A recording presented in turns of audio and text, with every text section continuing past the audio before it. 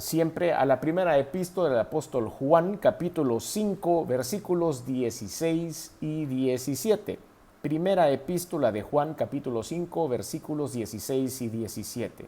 Dice la Biblia: si alguno viere a su hermano cometer pecado que no sea de muerte, pedirá y Dios le dará vida. Esto es para los que cometen pecado que no sea de muerte.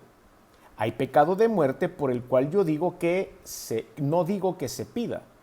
Toda injusticia es pecado, pero hay pecado no de muerte. Bueno, yo creo que aquí nacen algunas interrogantes que en los próximos minutos vamos a tratar de disipar a la luz de la palabra de Dios. Y es por eso que hemos titulado este estudio ¿a qué se refería Juan con el pecado de muerte? Es esa interrogante que estoy seguro que ustedes y yo hemos tenido en algún momento cuando hemos transitado por estos dos versículos de la Biblia. ¿Hay acaso diferentes tipos de pecados? ¿Hay algún pecado imperdonable? Como siempre, miremos lo que nos dice en la palabra de Dios, eso es lo que vamos a estudiar. Pero siempre nosotros hemos dicho y hemos predicado que el pecado es pecado, sea pequeño o sea grande. No hay tal cosa como un pecadito blanco o un pecadito negro, o una mentirita blanca o una mentirita negra. La mentira es mentira, el pecado es pecado. Algunos tienen unos móviles, otros tendrán otros móviles. Pero, como decía Maquiavelo, el fin justifica los medios. No siempre es así en la parte espiritual. Porque los medios pueden ser medios corruptos o pueden ser medios pecaminosos, y eso está en contra de la voluntad de Dios. Es por eso que tenemos que analizar entonces qué quiso decir el Señor con esto de un pecado imperdonable y un pecado que probablemente sea perdonable. El pecado que no es de muerte, y ese es el primero que vamos a estudiar, tiene esperanza de ser perdonado si hay arrepentimiento genuino. Vamos una vez más a repetir nuestro texto base. Si alguno viere a su hermano cometer pecado que no sea de muerte, pedirá y Dios le dará vida. Esto es para los que cometen pecado que no sea de muerte. Hay pecado de muerte, pero por el cual yo no digo que se pida. Toda injusticia es pecado, pero hay pecado no de muerte. Entonces, vamos a ver qué es el pecado no de muerte, el pecado que puede ser perdonado. Dice la palabra de Dios en primera epístola del apóstol Juan, capítulo 2, versículo 1: hijitos míos, estas cosas os escribo para que no pequéis. Y si alguno hubiera pecado, abogado tenemos para con el Padre, a Jesucristo el justo. Recordemos que para que el pecado pueda ser perdonado, debe haber primero reconocimiento de ese pecado. Ahora, el pecado sabemos que nosotros lo encontramos en nuestra vida todos los días. Desde el momento en que abrimos los ojos hasta que los cerramos por la noche, hemos pecado en varias ocasiones, en cuestiones pequeñas como en cuestiones grandes, en cuestiones trascendentales para nuestra vida o la vida de nuestro entorno, y otras que probablemente pasen desapercibidos. Pero decía al principio en la introducción, pecado siempre es pecado. No puedo dejar algunos de esos pecados guardados en la gaveta sin pedir el perdón a Dios, sin exponerlo delante de Dios en oración y sin, por supuesto, procesarlo o gestionarlo de mi corazón y de mi mente. Si yo no lo atiendo de la manera correspondiente, ¿qué es lo que va a suceder? Se va a hacer un hábito en mi vida. Y eso es lo que después nosotros llamamos estar montados en estados de pecado. Lo hacemos tan fácil, lo hacemos con tanta regularidad, lo hacemos a diario, que es parte de nuestra actitud, y entonces se convierte en un estado de pecado. O en algo que yo he llamado también el pecado consentido. El pecado consentido es aquel que yo no quiero soltar, es aquel que es algo que yo tengo abrazado y que yo puedo quitarme cualquier otra cosa excepto ese pecado, porque ese pecado me gusta, porque ese pecado me sostiene, porque ese pecado me da seguridad, porque ese pecado me da tranquilidad o me da placer o lo que sea. No podemos tener pecados consentidos. Es necesario dejarlos ir delante de la presencia de Dios. Entonces, número 1, para que el pecado pueda ser perdonado, debe haber reconocimiento de este pecado. Por eso le invito a que vaya al libro de los Hechos, capítulo 3, versículo 19, libro de los Hechos, capítulo 3, versículo 19, y dice la Escritura: así que arrepentíos y convertíos para que sean borrados vuestros pecados, para que vengan de la presencia del Señor tiempos de refrigerio. Hay dos pasos importantes que hay que dar cuando nosotros vamos a tratar un pecado en nuestra vida. El primero, por supuesto, es una actitud de arrepentimiento. Eso no lo puede hacer Dios por nosotros, ni tampoco lo hizo el Señor Jesucristo en la cruz del Calvario. Esa es la parte del trato la cual nosotros tenemos que aportar. El paso del arrepentimiento.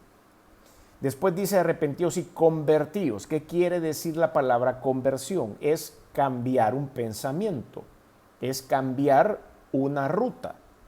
Entonces, si yo me arrepiento de un pecado, pero sencillamente no cambio mi manera de pensar y sigo pensando que eso es correcto, rico, me produce placer, que no es malo, que lo puedo meter dentro de mi patrón de vida, entonces voy a volver a caer, aunque me haya arrepentido. Y es por eso que debe haber en la manera de nosotros enfrentar el pecado estas dos características: arrepentidos y convertidos, para que sean borrados vuestros pecados, para que vengan de la presencia del Señor tiempos de paz, tiempos de tranquilidad, tiempos de libertad, tiempos de plenitud.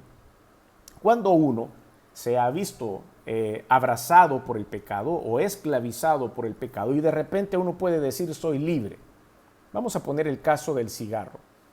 Si usted fue un fumador empedernido y fumaba no sé cuántas cajetillas de cigarro al día y usted sabía que eso estaba mal y tenía una lucha constante por dejar el cigarro, y de repente de un momento a otro alguien inventó la pastilla maravillosa que quitó la gana de la nicotina o el parche o lo que sea que se hayan inventado por ahí, que le ayudó a usted a liberarse de la esclavitud al cigarro, pues usted lo celebra y dice, bueno, me lo he quitado de encima, puedo respirar mejor, ya no ronco, ya no se me oye carrasposa la voz, ya, etcétera.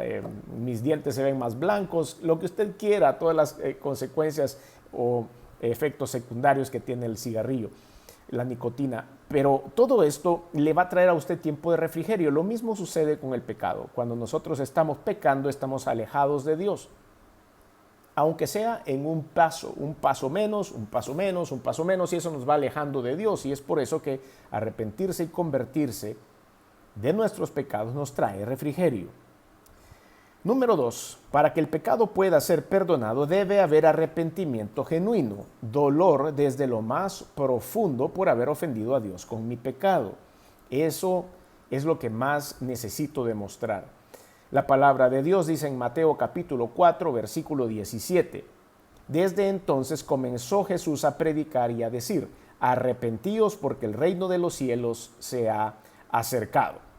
Cuando nosotros decimos que hay un arrepentimiento genuino, es cuando la palabra también menciona la palabra contristar. Mi corazón me contrista, mi corazón me entristece, mi corazón me hace sentir que verdaderamente me entristece estar separado de Dios. Una porción de la Escritura también en el libro de los Romanos dice que la paga del pecado es muerte. Y la muerte en esa porción de la Escritura no se refiere a la muerte humana, es decir, no vamos a dejar de vivir, sino que es una separación de Dios. Al estar separados de Dios, la Biblia lo describe como muertos, porque no estamos amarrados al Creador. Entonces, cuando leemos esta porción dice, para que el pecado pueda ser perdonado, debe haber ese genuino arrepentimiento en nuestro corazón desde lo más profundo. Lleva una vez más esa palabra, esa acción que se llama arrepentirse. Leo una vez más Mateo 4:17. Desde entonces comenzó Jesús a predicar y a decir, arrepentíos porque el reino de los cielos se ha acercado. Hechos capítulo 3 versículo 19, para reforzar esta idea, dice lo siguiente: así que arrepentíos y convertíos para que sean borrados vuestros pecados, para que vengan de la presencia del Señor tiempos de refrigerio. Número 3, para que el pecado pueda ser perdonado, debe haber confesión del pecado, confesión del pecado. Debo aquí también analizar que cuando la palabra de Dios dice confesión del pecado, no necesariamente se refiere a que yo debo de ir donde un líder espiritual, no debo de ir a donde mi consejero, no debo de ir a donde mi pastor, no debo de ir a donde mi sacerdote para hacer una confesión de mi pecado y recibir un castigo por eso. La confesión primero debe ser expuesta delante de Dios. Ya sé la pregunta que viene a continuación o aquella pregunta que ahora se está formando en su cabeza. Y Dios no sabe que he pecado, ¿por qué se lo tengo que confesar? Y Dios si ya me vio, porque Dios lo ve todo y está en todos los lugares, y si yo estoy pecando, metido en un sótano, en un edificio, en medio de la ciudad de Tokio y donde hay miles de personas, es imposible que alguien me vea, que alguien me reconozca, que alguien sepa que estoy en ese sótano de ese edificio en una ciudad tan lejos. Pues Dios está ahí, Dios está en todos lados y Dios tiene los ojos puestos sobre nosotros y Él sabe lo que está pasando. Pero cuando nosotros enfrentamos una situación humana, para que podamos entender este principio, cuando nosotros enfrentamos una situación humana, que hay alguna persona que habló mal de nosotros, o que nos tendió una trampa, o que nos inventó un chambre, o que algunas veces puede hacer que nos hicieron daño sin querer, aunque nosotros no lo sepamos en el momento que fue sin querer, y esta persona se acerca con toda confianza, con toda apertura, con toda transparencia, y es honesto y nos dice, perdóname, fallé sin darme cuenta, hice algo que te ofendió, hice algo que te afectó, sin tomar en cuenta esas conclusiones y procedí de esta forma. Y cuando la persona llega y se confiesa delante de ustedes, aunque ustedes hayan sabido lo que sucedió, pues el proceso de sanidad y el proceso de perdón hacia esa persona es mucho más sencillo. Lo mismo sucede con Dios. Dios quiere que ustedes y yo vayamos de rodillas en oración a pedirle perdón por algo que hicimos que le ha ofendido a Él, por algo que nos causó la muerte espiritual, es decir, la separación de Dios. Eso es bien fácil. Dios dice, confesame los pecados. Primera de Juan, capítulo 1, primera epístola del apóstol Juan, capítulo 1, versículo 9, dice, si confesamos nuestros pecados, Él es fiel y justo para perdonar nuestros pecados y limpiarnos de toda maldad. ¿Qué significa esto? Que es parte de su protocolo. Es parte de lo que Él quiere, ir y confesar nuestros pecados. Hay que ir confiadamente delante de la presencia de Dios, hablar de estas cosas que nos suceden. Y Él, dice la palabra de Dios, es justo para perdonar nuestros pecados. Y no solo eso, no solo nos limpia el pecado, sino que en el proceso de la confesión de pecado delante de la presencia de Dios, viene el proceso de la limpieza del pecado. Recuerde, la sangre preciosa de Cristo derramada en la cruz del Calvario se dio, se hizo, se materializó para limpiar, para lavar, para quitar las manchas de pecado que llenan nuestra vida. A eso se refiere y es por eso que tenemos que usar estas herramientas. Número 4, para que el pecado pueda ser perdonado, debe de creer que Jesús llevó sus pecados en su cuerpo y por la fe en su sangre recibir el perdón, la redención y la vida eterna. Es ahí específicamente donde se basa la fe del cristiano. Es la fe en entender que ese sacrificio en la cruz, como dije hace unos minutos, y el derramamiento de su sangre, nosotros recibimos el perdón, la redención y la vida eterna.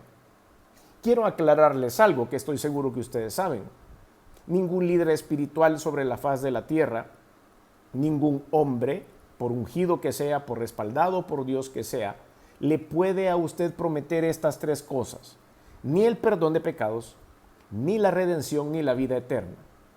Yo no le puedo prometer a usted que Dios le va a perdonar los pecados imponiéndole una sanción que tiene que pasar en ayuno 40 días o en ayuno 10 días o pasar en oración 8 horas para que usted pueda acceder al perdón de pecados. No es eso lo que dice la Biblia.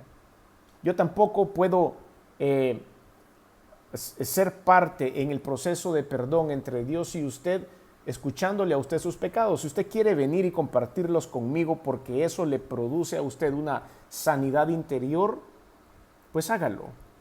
Qué bien. tiene que ser muy prudente para buscar a quién contarle sus pecados. Tiene que ser muy prudente para saber con quién va a abrir su corazón, porque no todas las personas tienen el cuidado de poder guardar algunos secretos. No tienen el cuidado de poder sepultar lo que escuchan. Entonces hay que ser un poco cuidadosos. Pero nadie, insisto y vuelvo a la idea, puede proveerle perdón, redención y vida eterna excepto Dios. Él es el único que se los puede dar. Lo que nosotros, los predicadores, los líderes, las personas que compartimos la palabra de Dios o que enseñamos la palabra, lo único que podemos hacer es darle a usted la buena noticia que puede acceder al perdón, a la redención y a la vida eterna a través de la fe en Jesucristo. Nuestro trabajo es exponerlo a esa verdad. Nuestro trabajo es decirle, sí hay perdón para usted, yo no se lo puedo dar. Si hay redención para usted, yo no se la puedo dar. Y si hay buena vida eterna para usted, yo no se la puedo dar. Pero le puedo decir cómo ir a buscarla. Y es ir a platicar con el Señor. Primera de Pedro, capítulo 2, versículo 24. Primera epístola del apóstol Pedro, capítulo 2, versículo 24, dice: quien llevó él mismo nuestros pecados en su cuerpo sobre el madero, para que nosotros, estando muertos a los pecados, vivamos a la justicia, y por cuya herida fuisteis sanados. De esta forma vemos una vez más que la Biblia menciona que a través de la muerte expiatoria de Jesucristo, usted y yo ahora podemos obtener el perdón de los pecados. Quiero contarle algo. Esto no siempre fue así. En el pasado, antes de la venida de Jesucristo, uno tenía que ir a pedir perdón de los pecados al templo. Y había una persona que era el sacerdote que recibía sus ofrendas para podérselas quemar en un altar a Dios como un holocausto para pedir perdón. Y luego el sumo sacerdote, el de más alta jerarquía en ese grupo, que era elegido para poder ostentar ese cargo por un año, entraba al lugar santísimo para expiar, es decir, ofrecer y pedir perdón por los pecados de todo el pueblo de Israel. Ese era el protocolo antes. Y usted tenía que llevar un animal que no pasara de un año, que no tuviera defectos, es decir, que no hubiera nacido cojo o tuerto o con problemas de audición. El animal tenía que ser un animal perfecto y usted tenía que ir y ofrecerlo en el nombre de su familia para que le fueran perdonados los pecados.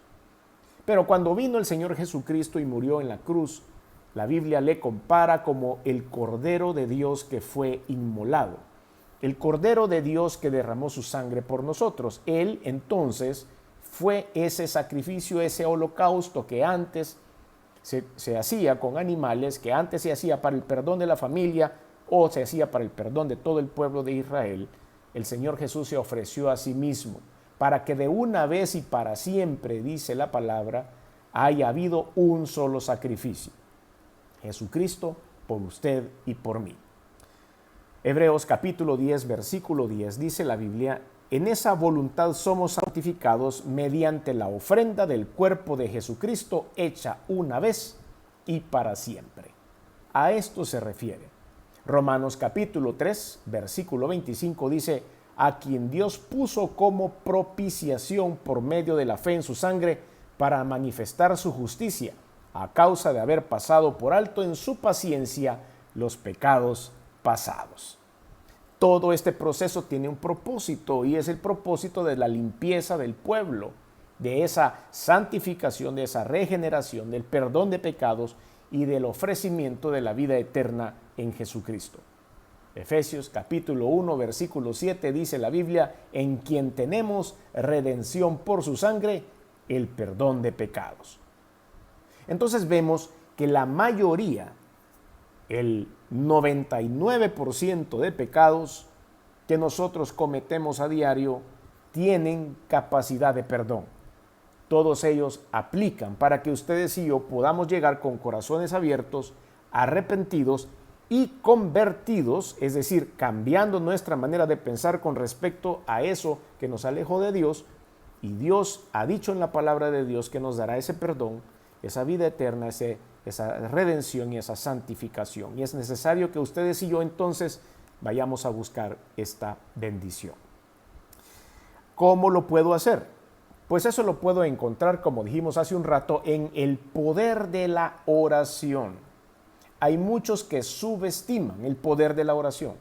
Hay muchas personas que porque dicen, me he metido en mi aposento de oración o me he metido en mi habitación o he andado en mi vehículo y he estado orando y sencillamente nada pasa. Yo siento que nunca sucede nada. Pero la oración tiene poder, aunque usted no lo sienta, algo está sucediendo en las moradas celestes. Y lo primero que sucede no es una reacción celestial, déjeme decirle. Cuando usted entra en oración, la primera reacción que hay no es en el cielo, probablemente. Es en el infierno, es en las regiones celestes, es en las huestes espirituales de maldad de las regiones celestes. Porque Satanás, cada vez que nosotros nos proponemos entrar en oración, entra en batalla espiritual contra nosotros. Por lo tanto, algo pasa. Siempre que usted entre en oración, algo va a pasar. Hay un revolú en el área espiritual. Hay una revuelta en el área espiritual. Algo empieza a suceder. La palabra de Dios se dice en el texto base que hemos leído: si alguno viera a su hermano cometer pecado que no sea de muerte, pedirá y Dios le dará vida. Entonces hay que ir y hay que orar. Los requisitos para la oración a favor de otros, para que ésta sea efectiva, podemos compartir al menos 3. Primero, tener compasión por el pecador. Hay momentos en los que hemos estado en tiempo de oración, en tiempo de la búsqueda del Señor, y en medio de ese tiempo nos recordamos de una persona, cualquiera que sea, que está pasando un momento de tribulación, un momento de dificultad, que está luchando con algo, y de repente sentimos un corazón conmovido por esta persona y empezamos a orar por esa persona y empezamos a llorar por esa persona. Ahí está el primer paso, tener compasión por el pecador, tener compasión por la persona por la cual estamos orando. Número 2, fe en que Dios convencerá al pecador de su condición y de la efectividad del perdón por medio de la sangre de Cristo. Tenemos que tener fe de que esa persona que está luchando con eso va a encontrar las herramientas adecuadas en la oración, en la relación con Dios, y que va a lograr salir adelante. Y número 3, pedir que Dios le conceda tiempo para que se arrepienta. A esto llamo yo misericordia. A veces decimos: Señor, ten misericordia de mi amigo, de mi compañero, de mi familiar, de mi tío, de mi abuelo o de quien sea, para que se arrepienta. Dale tiempo, Señor, no te lo lleves aún, sino dale tiempo para que se arrepienta. Ten misericordia de él, Señor, que su lección no sea muy fuerte, que su impacto en el cual él realice que necesita de ti no sea tan dramático en su vida. Todos estos pasos, estos 3 pasos al menos, tiene que llevar nuestra oración cuando oramos a favor de una persona que necesita llegar a los pies del Señor. La bendición de la oración de intercesión es, primero, que es del agrado de Dios, y segundo, que es altamente efectiva. Y eso es lo que dice la palabra de Dios. Hacemos la primera pausa y llegamos a nuestro tiempo de participación con la primera interrogante. ¿Hemos reconocido nuestros pecados? ¿Hemos ido a la presencia de Dios y hemos hecho una listita de pecados? Bueno, a mí me ha tocado hacer esa lista de pecados a cada momento, a diario, y a veces salgo con depresión de la oración y le digo: Señor, discúlpame, hasta que no vengo aquí y no empiezo a hacer mi lista, no me doy cuenta de lo malo que soy. Pero es necesario hacerlo, es necesario llegar. Primero, para que no tengamos una percepción equivocada de nosotros mismos. Primero, para que sepamos a dónde estamos parados, qué somos y qué nos falta para seguir avanzando en el crecimiento de la fe. Es necesario hacer una lista de cosas. Nos ha tocado a todos hacerla. Y es cierto, hay unas cosas que nos dan pena, hay una cosa que quizás decimos: no, Dios, yo creo que eso no lo va a tomar en cuenta. Pero tenemos que ser sinceros con nosotros mismos y delante de la presencia de Dios. Y a veces salimos con una lista más larga de la que pensamos. Y eso nos hace ver todo lo que tenemos que trabajar. Lo exponemos delante de la presencia de Dios, pedimos su perdón y seguimos adelante. La segunda interrogante que tengo: ¿nos hemos dolido o arrepentido profundamente porque nuestro pecado llevó a Jesucristo a la cruz del Calvario a tomar nuestro lugar? ¿Hemos realizado de que Él tuvo que sufrir por nosotros? ¿O cada vez que pecamos lo llevamos de nuevo a la cruz y lo hacemos sufrir? ¿Nos sentimos arrepentidos y dolidos por esto? La tercera interrogante: ¿hemos orado por algunas personas que sabemos que están en pecado para que salgan del peligro en el cual se encuentran y para que Dios les conceda el arrepentimiento y el perdón de pecados? Dentro de nuestra lista de oración, de intercesión, recuerde que la oración en general tiene al menos 5 partes. La primera de ellas es la adoración, la segunda es el pedido de perdón, la número 3 es la acción de gracias delante de Dios, la número 4 es la oración de intercesión por otras personas y la número 5 es el tiempo en el cual yo voy a platicar con Dios acerca de mis necesidades. Entonces, hemos orado por algunas otras personas, hemos involucrado a esas personas en nuestro tiempo de oración o únicamente pedimos por nosotros. Sería bueno que tomáramos un tiempo para hacerlo. ¿A qué se refería Juan entonces con el pecado de muerte que nos dice la palabra al respecto? Y es aquí donde entramos a la segunda parte, que creo yo que es la parte que ustedes han estado esperando, acerca de ese pecado de muerte del que habla el apóstol Juan inspirado por el Espíritu de Dios. Ya vimos lo que son los pecados tradicionales, si usted quiere. Pero ¿a qué le llama la Biblia el pecado imperdonable? Que no tiene esperanza de ser perdonado según la Biblia. Vuelvo a nuestro texto base en 1 de Juan capítulo 5 y dice: si alguno viere a su hermano cometer pecado que no sea de muerte, pedirá y Dios le dará vida. Esto es para los que cometen pecado que no sea de muerte. Hay pecado de muerte. Y es aquí donde lo menciona. Por el cual yo no digo que se pida. Toda injusticia es pecado, pero hay pecado no de muerte. Vamos a ver los 2 pecados de muerte espiritual según la Biblia. Hay 2 pecados que Dios no nos va a poder perdonar. El primero de ellos se llama la apostasía. Y la apostasía es la idea, es la de una deserción o revuelta religiosa en contra de Dios. Vea usted lo que le voy a decir. Usted puede estar en contra de la institución llamada iglesia. Usted puede estar en contra de los procesos eclesiásticos. Usted puede estar en contra de algunos predicadores, sacerdotes, líderes, personas que representan la liturgia. Puede estar en contra de algunas doctrinas. Pero eso no es llamado apostasía. La apostasía es cuando yo firmemente me paro y puedo decir que estoy en contra directamente de Dios, del Padre, del Hijo y del Espíritu Santo. El comentarista Kramer afirma que apostasía se usa en el sentido absoluto de pasar a un estado de incredulidad y de este modo se refiere a la disolución de la unión con Dios que subsiste a través de la fe en Jesucristo. Disolución de la fe. Una vez que usted le dé la espalda a Dios, una vez que usted le dé la espalda a Jesucristo, que usted se dedique a otro tipo de pensamientos filosóficos y abandone por completo la fe y empiece a decir que Jesucristo no existe, que nada más fue un buen escritor, que nada más fue un buen profeta, que nada más fue un hombre de bien, que nada más fue un hombre que vino al mundo a hacer lo bueno, etcétera, etcétera, pero que no es hijo de Dios y usted quiere ponerlo en cualquier otro lugar que no sea la deidad, entonces empieza a caer en el pecado de la apostasía.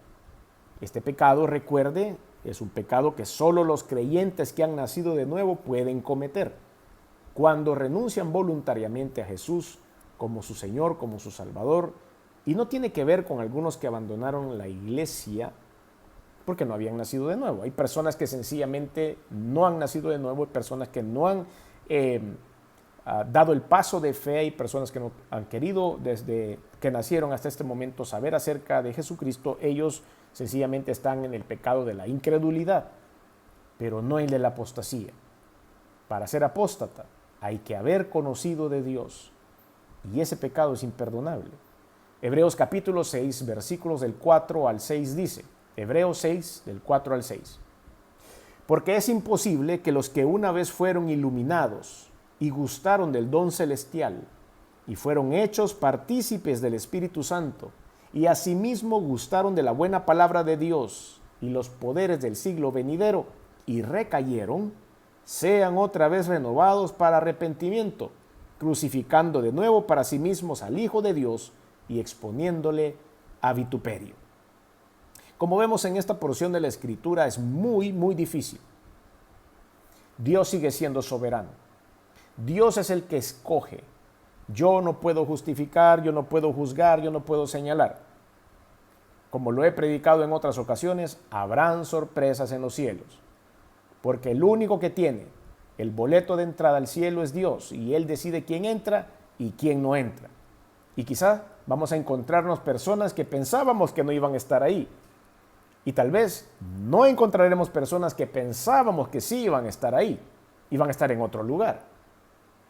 Por eso la decisión final la tiene Dios. Nosotros no podemos decir este sí o aquel no. Pero si nos vamos rigiéndonos por lo que dice la palabra de Dios, dice, es imposible que los que una vez fueron iluminados y gustaron del don celestial y fueron hechos partícipes del Espíritu Santo y asimismo gustaron de la buena palabra de Dios y los poderes del siglo venidero y recayeron, sean otra vez renovados para arrepentimiento. Es imposible, esa palabra es absoluta, muy fuerte, muy tajante. Primera de Timoteo, capítulo 4, versículo 1 dice, pero el Espíritu dice claramente que en los postreros tiempos algunos apostatarán de la fe, escuchando a espíritus engañadores y doctrinas de demonios. Insisto, una cosa es que a usted no le guste la liturgia de la iglesia, que la iglesia le parezca aburrida, que el predicador le parezca aburrido, que las doctrinas le parezcan aburridas o los protocolos de la iglesia sencillamente no le gusten. Eso es una cosa. El punto es que tengo que examinar mi corazón para saber cómo está con respecto a mi relación con Dios. Si mi fe está intocable, si mi fe no está manchada, si mi fe no está comprometida, aunque no me guste cómo predica la persona que está en el púlpito, entonces no he caído en apostasía. Pero si además de todo eso le cae mal, usted empieza a hablar en contra de Jesucristo, empieza a blasfemar de la fe, empieza a dudar de la fe, empieza a desafiar la palabra de Dios, a decir que eso es una escritura de hombres, a que eso no es mentira, que se contradice y todo lo que la mayoría de personas dicen, nos vamos a encontrar desgraciadamente con un pecado de la apostasía, el cual es imperdonable para Dios. Y el segundo pecado, que es imperdonable, es la blasfemia contra el glorioso Espíritu Santo. Estas dos cosas son aquellas a las cuales Dios no soporta, si usted quiere que se lo diga así. Todo lo demás le molesta. Todo lo demás de los pecados que nosotros podemos encontrar y por los cuales llegamos a pedirle perdón, le molestan a Dios, lo entristecen. Pero este no lo soporta, ninguno de estos dos. Mateo capítulo 12, versículo 31 dice la Biblia, por tanto os digo, todo pecado y blasfemia será perdonado a los hombres, mas la blasfemia contra el Espíritu no les será perdonada. La palabra de Dios es clara. La blasfemia contra el Espíritu Santo es lo que Dios no tolera. Por eso hay que tener mucha precaución. ¿Cuál es el significado de blasfemia? Bueno, es hablar mal de alguien, en este caso del Espíritu Santo. ¿Qué es la blasfemia? Blasfemia contra el Espíritu Santo. Este pecado se da cuando la persona está totalmente convencida que la persona y obra del Espíritu Santo es completamente evidente y sin duda alguna. Pero a pesar de ello se rebela contra el Espíritu Santo diciendo cosas malas con conocimiento de causa, con alevosía y ofendiendo directamente al Espíritu Santo. Además de esto, la blasfemia contra el Espíritu es atribuirle a alguien más las acciones poderosas efectuadas por el Espíritu Santo. Es ahí donde yo tengo que tener mucho cuidado también. No debo permitir, hermanos y amigos, que mi enojo en contra de la iglesia, que mi apatía en contra de lo que se hace en una iglesia, en un protocolo y todo lo que ya hemos hablado, me influencie a hablar en contra del Espíritu Santo, aunque yo he tenido evidencias, he visto milagros y he sentido la presencia del Espíritu Santo. Tengamos cuidado. Si yo estoy en una iglesia, he visto casos como esos, de personas que salen de la iglesia discutiendo con el pastor general, peleados con el pastor general por cualquier motivo, y esa iglesia estaba llena del Espíritu Santo, la persona se va hablando mal de la iglesia y que ahí son unos aquí, que ahí son unos allá, que a mí no me gustan, que esto, que aquí, que solo inventan. Pero si verdaderamente la unción del Espíritu Santo estaba ahí y yo solo estoy peleado con la institución y por eso no reconozco el poder absoluto, sobrenatural y grandioso del Espíritu de Dios, entonces estoy cayendo en este pecado. Este fue el caso del comentario ofensivo de los fariseos contra el Espíritu Santo en Mateo capítulo 12, versículos 22 al 32. Le pido que vaya a esa porción de la Escritura, son 10 versículos. Yo sé que es un poco largo, pero me encantaría que lo leyéramos todo para poder tener el contexto de lo que sucedió en esta escena bíblica. Es importante que ustedes y yo aprendamos sobre esto para entender que hay pecados que son de muerte, la apostasía y la blasfemia contra el Espíritu Santo. Mateo capítulo 12, versículos 22 al 32 es una conversación entre Jesucristo y los fariseos después de haber cometido un milagro. Entonces fue traído a él un endemoniado, ciego y mudo, y le sanó, de tal manera que el ciego y mudo veía y hablaba. Y toda la gente estaba atónita y decía, ¿será este aquel hijo de David? Mas los fariseos al oírlo decían, este no echa fuera los demonios sino por Belcebú, príncipe de los demonios. O sea, lo estaban acusando en ese momento a Jesucristo de haber echado fuera los demonios del endemoniado en el nombre de esta deidad llamada Belcebú, príncipe de los demonios. Versículo 25. Sabiendo Jesús los pensamientos de ellos, les dijo, todo reino dividido contra sí mismo es asolado, y toda ciudad o casa dividida contra sí misma no permanecerá. Y si Satanás echa fuera a Satanás, contra sí mismo está dividido. ¿Cómo pues permanecerá su reino? Y si yo echo fuera los demonios por Belcebú, ¿por quién los echan vuestros hijos? Por tanto, ellos serán vuestros jueces. Pero si yo, dice el Señor Jesucristo en el versículo 28, pero si yo, por el Espíritu de Dios, echo fuera los demonios, ciertamente ha llegado a vosotros el reino de Dios. Porque, ¿cómo puede alguno entrar en la casa del hombre fuerte y saquear sus bienes si primero no le ata? Y entonces podrá saquear su casa. El que no es conmigo, contra mí es, y el que conmigo no recoge, desparrama. Por tanto os digo, todo pecado y blasfemia será perdonado a los hombres, mas la blasfemia contra el Espíritu no les será perdonada. A cualquiera que dijere alguna palabra contra el Hijo del Hombre, con H, es decir, hablando de Jesús, le será perdonado. Pero al que hable contra el Espíritu Santo, no le será perdonado ni en este siglo, ni en el venidero. Cuando nosotros tomamos el tiempo de leer los 10 versículos que acabamos de compartir, nos damos cuenta de toda la escena. Ellos lo querían acusar al Señor Jesucristo de haber echado fuera a los demonios porque tenía un demonio. Y Él les dice, es imposible que un demonio saque a otro demonio, porque entonces el reino de los demonios estaría dividido porque se pelean entre ellos. Yo no he sacado a ningún demonio en el nombre de ningún demonio. Yo represento a Dios como Dios hecho hombre y en el nombre del Espíritu de Dios, con la poder y con la unción del Espíritu Santo, es que he echado los demonios de este hombre ciego y mudo.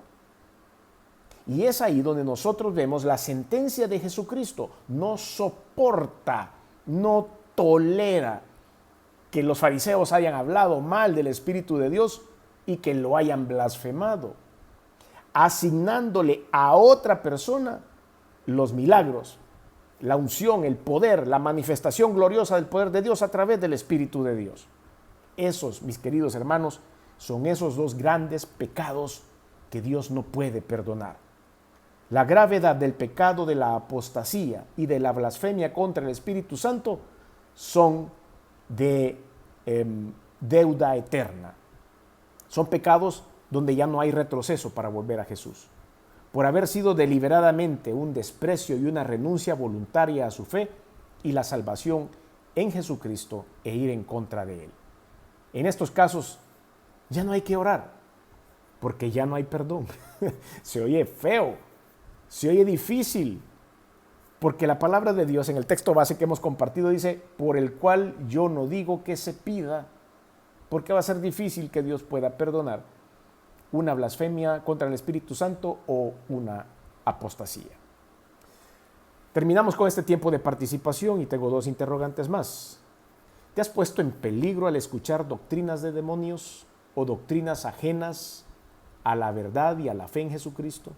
¿Estás dispuesto a no oír más ese tipo de comentarios o ese tipo de cosas que te envenenan la mente para evitar así caer en apostasía y con la blasfemia del Espíritu Santo?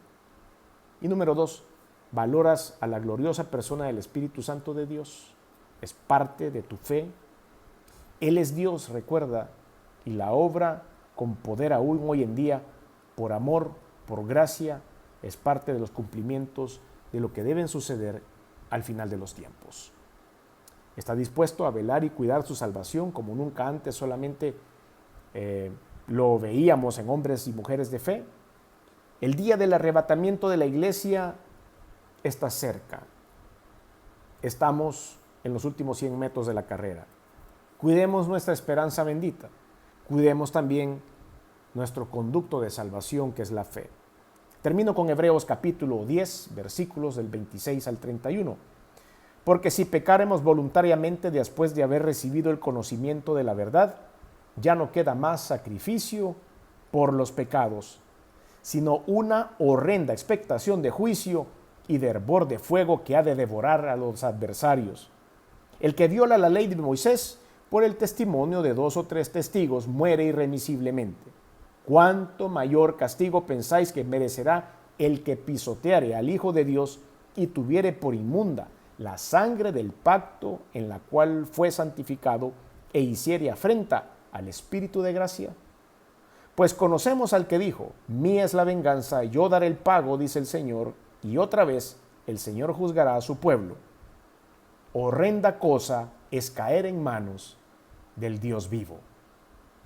Es por eso que hoy hemos querido compartir este mensaje y esta aclaración de estos 2 versículos de 1 de Juan capítulo 5 para poder entender los pecados que siempre tienen una esperanza de perdón y aquellos 2 pecados que sencillamente condenan al ser humano. Espero que este estudio haya sido de edificación espiritual para todos nosotros, que ustedes lo puedan compartir. Recuerden también que lo pueden encontrar en mi canal de YouTube, Alessandro López Camilot, estará ahí junto a todas nuestras otras predicaciones y, por supuesto, Estación de Recarga, que es publicada los días martes. Agradezco su atención, vamos a orar antes de retirarnos y yo les doy gracias una vez más por sintonizarnos siempre y darnos su apoyo a través de sus comentarios y de sus likes en nuestras redes sociales. Oremos. Señor, te damos gracias por darnos esta maravillosa oportunidad de poder conocer más de tu palabra, de poder compartir algunos conceptos bíblicos que por ocasiones, Señor, chocan con nuestro intelecto o con nuestra fe. Pero gracias porque con la misma palabra, Señor, podemos aclarar esos conceptos y podemos descubrir la verdad. Te damos gracias por darnos este espacio en el cual podemos compartir tu palabra, Señor, y poder comprender más de nuestra relación contigo. Gracias por el perdón de los pecados. Gracias por la libertad que tenemos de llegar a tu presencia y confesarlos. Gracias, Señor, porque al final sabemos que tu sacrificio en la cruz, el derramamiento de tu sangre, ha servido para darnos la oportunidad de perdonarnos, de regenerarnos y de asegurarnos la vida eterna.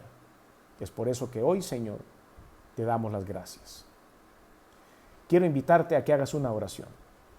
Ahí donde estás, te pido que recibas a Cristo como Señor y Salvador. Te pido que, si nunca lo has hecho, puedas también tú ser perdonado, santificado, regenerado y obtener la vida eterna. Por eso te pido que hagas conmigo esa oración ahí donde estás. Señor Jesús, reconozco que he cometido pecados, pero me arrepiento, perdóname.